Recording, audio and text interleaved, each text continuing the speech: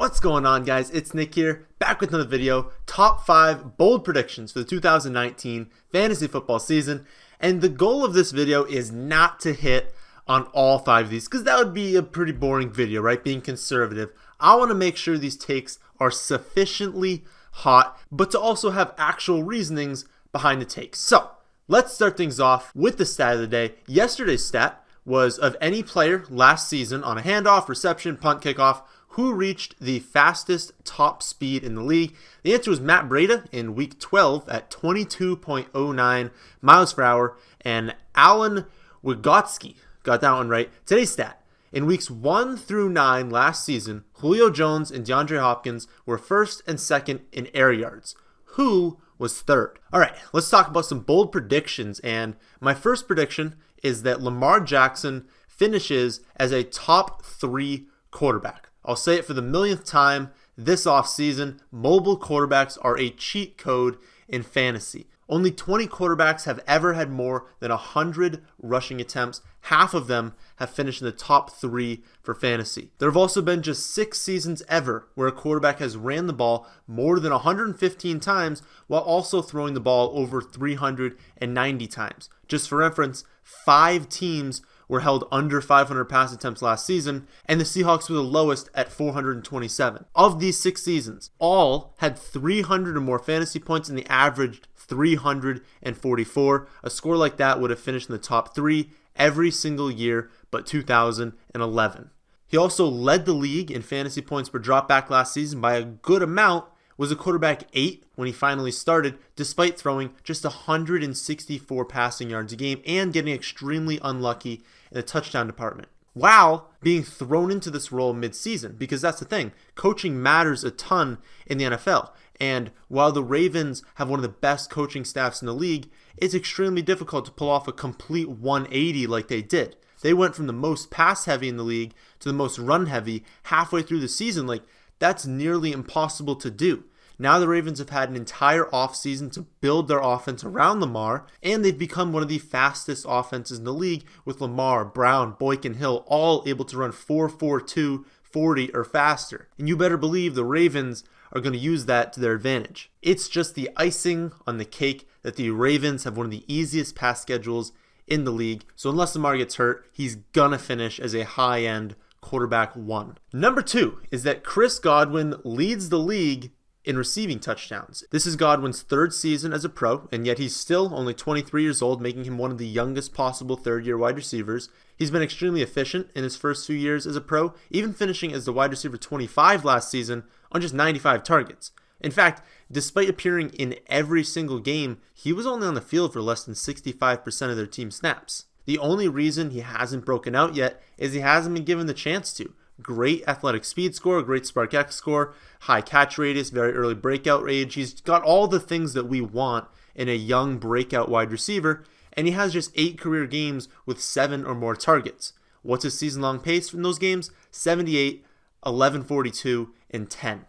The Bucs lost Humphries, they lost Jackson, they have 234 targets vacated in the offense, and they're going to have one of the most consolidated target shares in the league.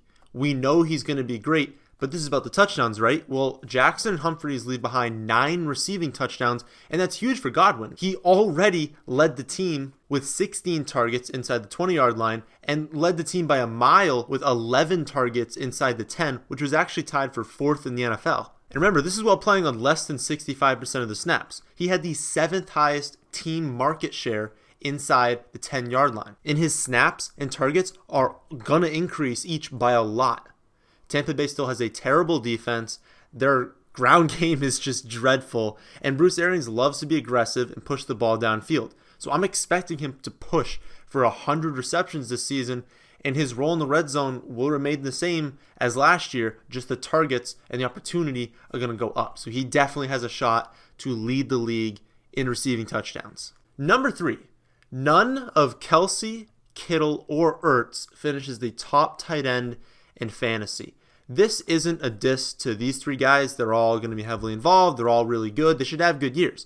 But I like the potential upside of that second tier of tight end just as much as the first tier. The trio of Howard, Henry, Ingram has a ton of upside, but they haven't been getting the same respect as that first tier gets. Howard is part of that same Tampa Bay offense as Godwin that's missing 234 targets from last year. He has incredible touchdown and yardage upside with their consolidated target share combined with his elite athleticism. Henry is back as a full-time tight end with a quarterback that feeds his tight end, especially in the red zone, and he's been one of the most efficient tight ends in recent memory. Hunter Henry has 115 career targets. Over their respective careers, this is how he compares to Ertz, Kelsey, and Gronk on a per 115 target basis. Ties Kelsey for the most in receptions, second to Gronk in receiving yards, and he's first of that bunch in touchdowns.